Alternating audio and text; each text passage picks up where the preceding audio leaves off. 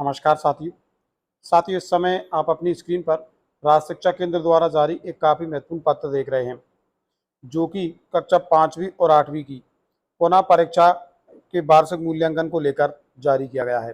पत्र काफ़ी ज़्यादा महत्वपूर्ण है और आज इस पत्र के जो महत्वपूर्ण बिंदु हैं, उनका हम बारीकी से विश्लेषण करने वाले हैं। निश्चित तौर पर इस वीडियो में आपको काफ़ी बहुमूल्य जानकारी प्राप्त होगी। साथियों, पत्र में सबसे पहले स्पष्ट किया गया है कि समस्त शासकीय अशासकीय अनुदान प्राप्त शालाओं में अध्ययनरत कक्षा 5 व 8 के छात्र छात्राओं का जो वार्षिक परीक्षा परिणाम है, उसकी घोषणा उपरांत एक या दो विषय में अनुत्तीर्ण विद्यार्थियों की उत्तर पुस्तिकाओं का पुनर्मूल्यांकन कर परीक्षा परिणाम 5 जून को घोषित किया जा चुका है। वार्षिक परीक्षा में न्यूनतम आयकारी अंक प्राप्त नहीं करने वाले एवं अनुपस्थित परीक्षार्थियों को विशेष कक्षाओं के माध्यम से अतिरिक्त शिक्षण प्रदान कर पुनः परीक्षा का अवसर प्रदान किया जाना है। आप देख सकते हैं, पत्र में स्पष्ट है, कक्षा 5 व 8 की पुनः परीक्षा दिनांक 22 से 28 जून की अवधि में संलग्न समय सारणी अनुसार आयोजित की जानी है। यानी कि जो पुनः परीक्षा है वह 22 से 28 जून तक चलने वाली है। पत्र में समय सारणी दी हुई है, जिसका कि हम आगे अवलोकन करने वाले हैं। अब इसमें कुछ महत्वपूर्ण बिंदु दिए हुए हैं। सबसे पहला बिंदु प्रोजेक्ट कार्य के अंकों की प्रविष्टि को लेकर है। इसमें स्पष्ट किया गया है, ऐसे परीक्षार्थी जो मुख्य परीक्षा में उत्तीर्ण हैं किंतु प्रोजेक्ट में अनुत्तीर्ण हैं, प्रोजेक्ट के कार्य में उनके 7 से कम अंक हैं, ऐसे में परीक्षार्थी के लिए जो अध्ययनरत शाला के विषय शिक्षक द्वारा अनुत्तीर्ण विषय का प्रोजेक्ट वर्ग छात्रों से पुनः जमा करवाना है और उनका मूल्यांकन करना है तथा मूल्यांकन के बाद प्रोजेक्ट के अंकों की प्रविष्टि परीक्षा पोर्टल पर करना है। परीक्षा पोर्टल पर प्रोजेक्ट के अंकों की प्रविष्टि 10 जून तक करना अनिवार्य है, क्योंकि 10 जून के बाद पोर्टल बंद कर दिया जाएगा। ये कार्य संस्था स्तर से होगा। पॉइंट नंबर 2 देखें, गलत विषय अंकित होने की दशा में विषय संशोधन की सुविधा। बहुत सारे शिक्षक साथियों ने इस चीज को लेकर प्रश्न रखे थे।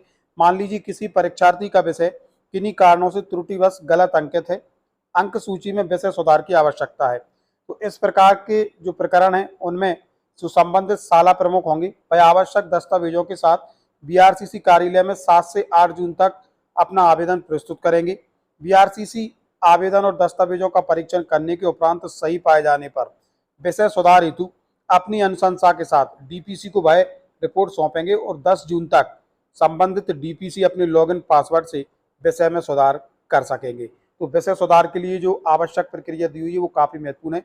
संबंधित संस्था प्रमुख इस प्रकार छात्र छात्राओं के विषय में सुधार करवा सकते हैं। अगला पॉइंट है अर्धवार्षिक मूल्यांकन के अंकों की प्रविष्टि। आपको लग रहा है कि अर्धवार्षिक के गलत अंक प्रविष्ट हो गए हैं या प्रविष्ट नहीं कर पाए हैं, तो ऐसी स्थिति में संबंधित संस्था प्रमुख संबंधित छात्र छात्रा की उत्तर पुस्तिकाओं की फोटो कॉपी के साथ बीआरसीसी कार्यालय में एक आवेदन करेंगे। बीआरसीसी संबंधित जो आवेदन होगा उसका परीक्षण करेंगे। परीक्षण करने के उपरांत डीपीसी को भेजेंगे। डीपीसी अपने लॉगिन में सुधार की कार्रवाई 10 जून तक पूर्ण करेंगे। पुनः परीक्षा हेतु परीक्षा केंद्र। अब बात आती है पुनः परीक्षा देने वाले छात्र छात्राओं की। कक्षा 5 व 8 में पुनः परीक्षा के केंद्र केवल संकुल स्तर पर होंगे। अगर किसी जिले में किसी परीक्षा केंद्र हेतु 500 से ज्यादा परीक्षार्थी हैं, तो उस स्थिति में राज्य शिक्षा केंद्र द्वारा अनुमति उपरांत दूसरा परीक्षा केंद्र निर्धारित किया जाएगा। यानी कि पुनः परीक्षा में जो परीक्षा केंद्र होंगे उनमें मुख्य रूप से जन शिक्षा केंद्र ही परीक्षा केंद्र होंगे। यानी कि जन शिक्षा केंद्र स्तर पर ही छात्र छात्राओं की परीक्षा आयोजित की जाएगी। शालाओं की परीक्षा केंद्र से मैपिंग। शाला प्रमुख द्वारा अपनी आईडी पासवर्ड से लॉगिन करने पर अपने शाला के परीक्षार्थियों हेतु निर्धारित परीक्षा केंद्र देख सकेंगे। कि शालाओं की मैपिंग से यहाँ पर आशय है संबंधित शाला उसके संबंधित जन शिक्षा केंद्र में ही मैपिंग है, किसी अन्य जन शिक्षा केंद्र में मैपिंग तो नहीं है। यह कार्य बीआरसीसी देखेंगे और संबंधित बीआरसीसी 10 जून तक यदि मान लीजिए कोई शाला गलत जन शिक्षा केंद्र में मैप हो चुकी है तो उसमें सुधार कर पाएंगे। परीक्षा केंद्र तक परीक्षार्थियों को पहुंचाने का दायित्व। पुनः परीक्षा हेतु सूचीबद्ध परीक्षार्थियों की परीक्षा में उपस्थिति एवं परीक्षा केंद्र तक पहुंचाने का दायित्व संबंधित शाला शिक्षक का होगा। शासकीय शालाओं में परीक्षा केंद्र तक परीक्षार्थियों को पहुंचाने में होने वाला बजट व्यय स्कूल कंटिजेंसी मद से किया जाए। यानी कि विद्यार्थियों को जन शिक्षा केंद्र तक लाने ले जाने में यदि कोई व्यय होता है तो वह शाला कंटिजेंसी से व्यय किया जाएगा। परीक्षार्थियों को प्रवेश पत्र जारी करना। 15 जून से परीक्षार्थियों को प्रवेश पत्र निकालने की सुविधा रहेगी। समस्त बीआरसीसी यह सुनिश्चित करेंगे कि उनकी ब्लॉक के सभी परीक्षार्थियों को प्रवेश पत्र समय से मिल जाए। परीक्षा परिणामों में त्रुटि न होने संबंधी प्रमाण पत्र। समस्त जिला परियोजना समन्वयक 10 जून तक इस आशय का प्रमाणीकरण देंगे कि कक्षा 5 व 8 मुख्य परीक्षा सारे प्रकरणों का समाधान कर लिया गया है, कोई त्रुटि प्रकरण शेष नहीं है। अन्य निर्देश भी इसमें दिए हुए हैं। पत्र का लिंक वीडियो के डिस्क्रिप्शन बॉक्स में हमने दिया हुआ है, आप चाहें तो बारीकी से इस पत्र का अवलोकन कर सकते हैं। अन्य निर्देश जो कि पूर्व की तरह ही है, इस तरीके से यदि हम इस पत्र में समय सारणी देखें तो आप देख रहे होंगे इसमें कक्षा 5 का सबसे पहले 22 जून को हिंदी का पेपर है, 23 जून को अंग्रेजी का है, 24 जून को गणित का है, 26 जून को पर्यावरण अध्ययन है और 27 को अतिरिक्त विषय रखा गया है।